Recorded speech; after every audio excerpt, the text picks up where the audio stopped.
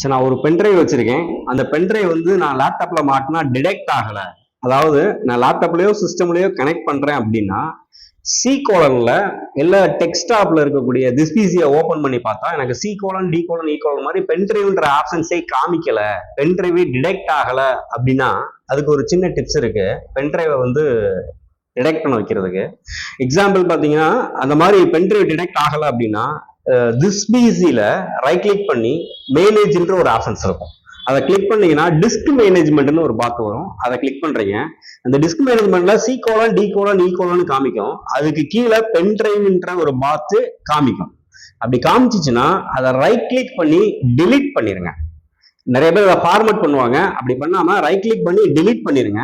Delete பண்ணதுக்கு அப்புறம் அதே பாத்தா ரைட் கிளிக் பண்ணி நியூ சிம்பிள் வால்யூம் இருக்கும். அதை நெக்ஸ்ட் நெக்ஸ்ட் நெக்ஸ்ட் ஃபினிஷ் கொடுத்தீங்கன்னா ஆட்டோமேட்டிக்கா பென்ட்ரைவ் டிடெக்ட் ஆயிரும். உங்களுக்கு சி கோலனை காமிச்சிடும்.